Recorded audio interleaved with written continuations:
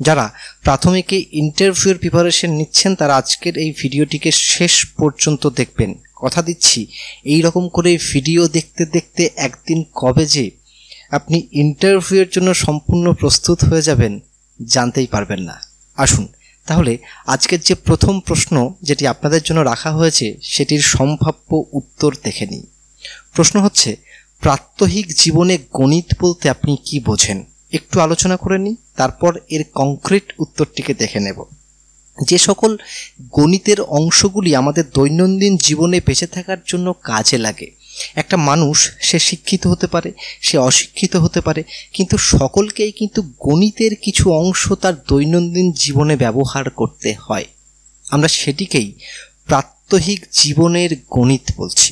অর্থাৎ আপনি বাজার গেলেন, হতে পারে আপনি শিক্ষিত বা অশিক্ষিত, কিন্তু বাজারের ওই যে হিসেব, কুমড়োর ওজন কত, আলুর কেজি কত, 5 কেজি আলু কিনলে কত দাম দিতে হবে ইত্যাদি যে হিসেব নিকেশগুলো, সেগুলি কিন্তু প্রত্যেকটা মানুষ জানে, অথচ সেগুলো সকল হচ্ছে এক একটি গণিতের অংশ। কিন্তু তার জন্য আবার গণিত শাস্ত্রে পারদর্শী না হলেও চলে। তাহলে এটাই হচ্ছে দৈনন্দিন জীবনে বা প্রাত্যহিক জীবনের গণিত।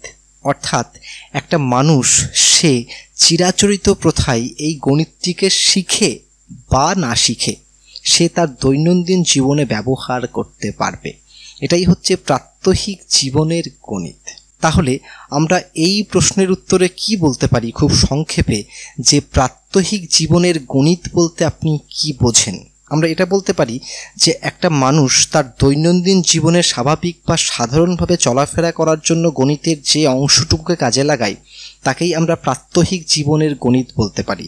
যেমন বাজার করার সময় টাকা পয়সার যোগ বিয়োগ সংক্রান্ত সাধারণ ধারণা, যেমন কটা বাজে সেটা বোঝার জন্য ঘড়ি দেখতে গেলে 5 ঘরের নামতা জানার স্বাভাবিক সাধারণ ধারণা, এগুলোই হচ্ছে প্রাত্যহিক জীবনের গণিত। তাহলে আরও একবার বলে দিচ্ছি যে একটা মানুষ তার দৈনন্দিন জীবনে চলার পথে গণিতের যে অংশগুলিকে নিজের অজান্তেই ব্যবহার করে থাকে, অথচ গণিতের অংশ বলে আলাদা করে তাকে ব্যবহার করে না, নিজের দৈনন্দিন জীবনের চাহিদা মেটাতে সেই অংশগুলিকে ব্যবহার করে, তাকেই আমরা প্রাত্যহিক জীবনের গণিত বলতে পারি। আশা করি এই প্রশ্ন নিয়ে আর কোনো সমস্যা হবে না। শুধু উত্তরগুলো শুনবেন এবং নিজের ভাষায় বলার চেষ্টা করবেন, মুখস্থ করার দরকার নেই, লেখার দরকার নেই। আজকের পরবর্তী প্রশ্ন, খেলাধুলার মধ্যে দিয়ে শিশুদের গাণিতিক জ্ঞানের বিকাশ লাভ আপনি কেমন করে ঘটাতে পারবেন? আসুন একটু আলোচনা করে নিই। একটা শিশু খেলা করছে, তার কাছে 5টা গুলি আছে, তার বন্ধুর কাছে 10টা গুলি আছে। তাহলে ওই যে গুলিগুলো গুনছে সে, খেলার মধ্যে দিয়েই কিন্তু গণিত চর্চা হচ্ছে। ক্রিকেট খেলা হচ্ছে, একটা ছেলে তার দলের রান গুনছে, 1 2 3 4 5টা আউট হয়ে গেছে সেগুলো গুনছে। তাহলে এই যে খেলাধুলার যে সাধারণ হিসেব নিকেশ, সেই হিসেব নিকেশগুলো রাখতে গিয়ে কিন্তু তাকে গণিত চর্চা করতে হচ্ছে। আবার কেউ দাবা খেলছে, নিজের গুটি ছুঁড়ে ফেলে দিয়েছে, আর একজনের গুটি ছুঁড়ে ফেলে দিয়েছে, দুজনের মধ্যে কার গুটি কতটা বেশি দূরে পড়েছে সেটা চোখে দেখে মেজারমেন্ট করছে। এর মধ্যে দিয়ে কিন্তু জ্যামিতিক ধারণার বিকাশ ঘটছে তার মধ্যে। তাহলে এই রকম বেশ কিছু খেলা রয়েছে যে খেলার মধ্যে আমাদের অজান্তেই কিন্তু সেই গণিতের প্রয়োগ করতে হয়। তাহলে একটা শিশু যখন খেলার মাঠে যাবে এবং খেলার মাঠে সেই সাধারণ হিসেব নিকেশ যেগুলো সেই খেলাটির জন্য প্রয়োজন হচ্ছে, সেই হিসেব নিকেশগুলো রাখার তাগিদে সে গণিত চর্চা করে ফেলবে, তখনই আমরা বলতে পারি যে খেলাধুলার মধ্যে দিয়ে শিশুদের গাণিতিক জ্ঞানের বিকাশ হচ্ছে। তাহলে খেলাধুলার মধ্যে দিয়ে শিশুদের গাণিতিক জ্ঞানের বিকাশ কেমন করে ঘটবে? না, বিভিন্ন খেলার হিসেব নিকাশ রাখতে গিয়ে, বিভিন্ন খেলার মধ্যেকার যে জটিলতা আছে সেই জটিল বিষয়গুলি সমাধান করতে গিয়ে, বিভিন্ন খেলার নির্দিষ্ট পদ্ধতিগুলো শিখতে গিয়ে বা সেই খেলার পদ্ধতিগুলিকে প্রয়োগ করতে গিয়েই একটা শিশু কিন্তু নিজের অজান্তেই গণিত চর্চা করে ফেলবে বা গণিত বিষয়টিকে শেখার তাড়না অনুভব করবে। একটা ছেলে 1 থেকে 20 পর্যন্ত গুনতে জানে, কিন্তু কোনো একটা খেলা খেলতে গিয়ে তাকে 1 থেকে 50 পর্যন্ত গুনতে হচ্ছে। তাহলে ওই 1 থেকে 50 পর্যন্ত গোনার বিষয়টা সে যতটা সহজে একটা ক্লাসরুমের মধ্যে শিখবে, তার থেকে অনেকটা তাড়াতাড়ি শিখে যাবে খেলার মাঠে। কেন না এখন সে নিজের প্রয়োজনে নিজের তাড়নায় 1 থেকে 50 পর্যন্ত গোনা শিখছে। তাই যখন তারা খেলাধুলা করবে সেই খেলাধুলার মধ্যেকার যে অংশটুকু গণিতের সঙ্গে সম্পর্ক রাখবে সেই অংশটুকু কিন্তু সে খুব সহজেই শিখে ফেলতে পারবে। আসুন আজকের পরবর্তী 3 নম্বর প্রশ্নের দিকে আমরা চোখ রাখি। তার আগে একটি কথা বলে নিই যে অনেকে কমেন্ট করছেন যে আমার এই ভিডিওগুলো আমি অহেতুক নিজের ভিউ বাড়ানোর জন্য বা ওয়াচ টাইম বাড়ানোর জন্য এটা ওটা কথা বলে লেন্থি করার চেষ্টা করছি। তাদের উদ্দেশ্যে জানাচ্ছি একদম না। এই সকল ভিডিওতে বিভিন্ন প্রশ্ন উত্তরের পুঙ্খানুপুঙ্খ আলোচনা করার চেষ্টা করছি, যাতে আপনাদের একবার বা দুবার শুনেই সেগুলো মুখস্থ বা আত্মস্থ হয়ে যায়, বা আপনারা যাতে একবার বা দুবার শুনেই সেগুলো নিজে নিজেই বলতে পারেন, আলাদা করে নোট করার বা মুখস্থ করার প্রয়োজন না হয়, যাতে আপনাদের সময়টা বাঁচে। তার জন্য আমার নিজের ওয়াচ টাইম বৃদ্ধি করার জন্য নয়। তাই আরেকবার বলছি যে এই ধরনের আলোচনামূলক বিষয় কারা চাইছেন যে প্রশ্নের উত্তরগুলি আমি আলোচনার মধ্যে দিয়ে আপনাদের সামনে উপস্থাপন করি, তারা কিন্তু অবশ্যই কমেন্ট করে জানাবেন। আর কারা চাইছেন যে না আলোচনা দরকার নেই, শুধুমাত্র কংক্রিট উত্তরটুকু দরকার, তারাও কমেন্ট করে জানাবেন। যাদের দিকে ভোট বেশি পড়বে আমি আমার পরবর্তী ভিডিওগুলো ঠিক তেমন করে তৈরি করব। অর্থাৎ আপনারা বিস্তারিত আলোচনামূলক ভিডিও চাইছেন না কংক্রিট উত্তরমূলক ভিডিও চাইছেন, আপনাদের চাহিদার উপর আমরা পরবর্তী ভিডিও নিয়ে আসব। আসুন আজকে 3 নম্বর প্রশ্নের দিকে আমরা পা রাখি। আজকে 3 নম্বর প্রশ্ন যে পঠন কি। আমরা সবাই জানি পঠন মানে হচ্ছে পড়া। কোনো একটি পাতাকে, একটি লেখাকে, একটি বইকে আমরা যখন পড়তে পারছি তাকেই আমরা পঠন বলছি।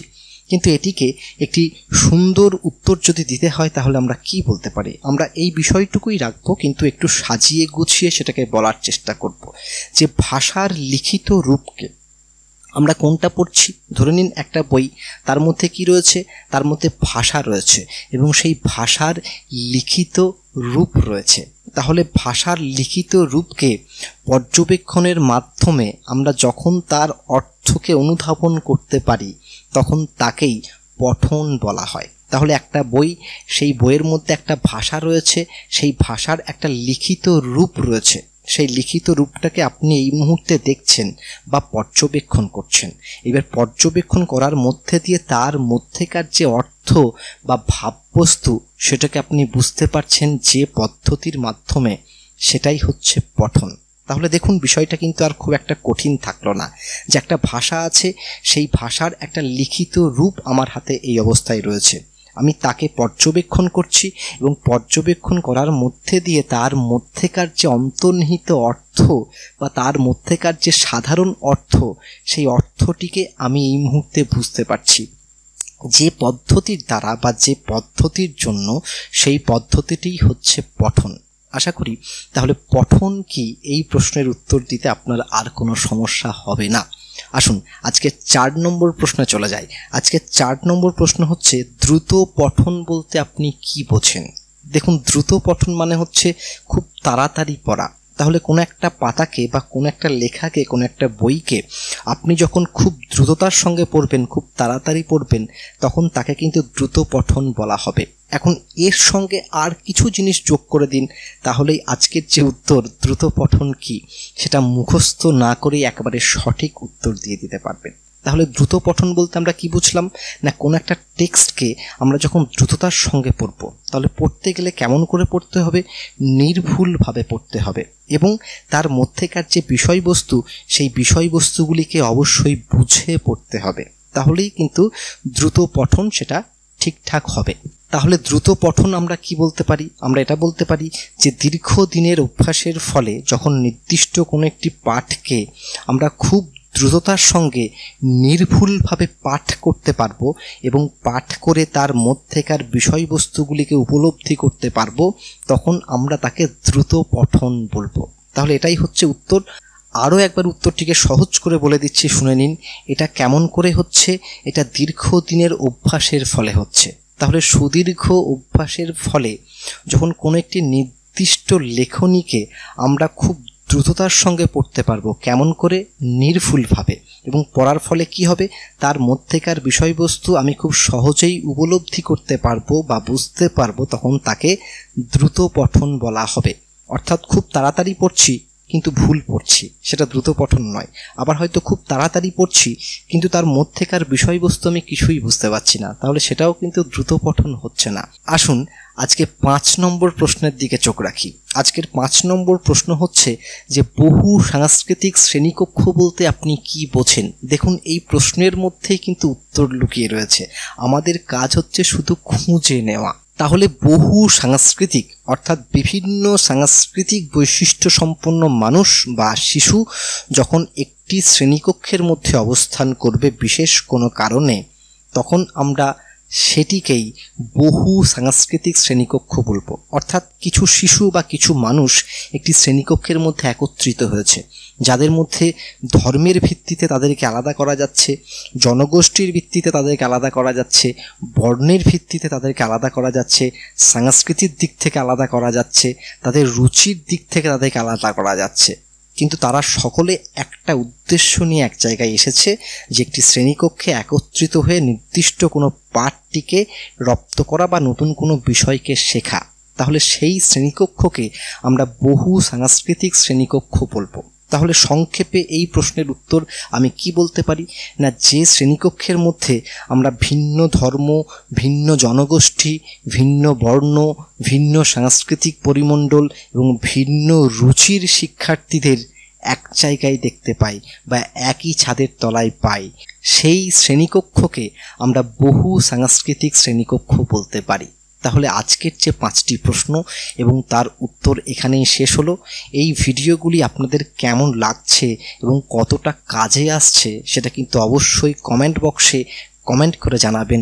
এবং এই ধরনের ভিডিও আরও অনেক বেশি পাওয়ার জন্য নন্দী একাডেমি আপনাদের এই চ্যানেলটিকে অবশ্যই সাবস্ক্রাইব করবেন এবং এই চ্যানেলের একজন সক্রিয় সদস্য হয়ে যাবেন। তাহলে দেখা হচ্ছে অন্য কোনো এক ভিডিওতে, অন্য কোনো একদিন।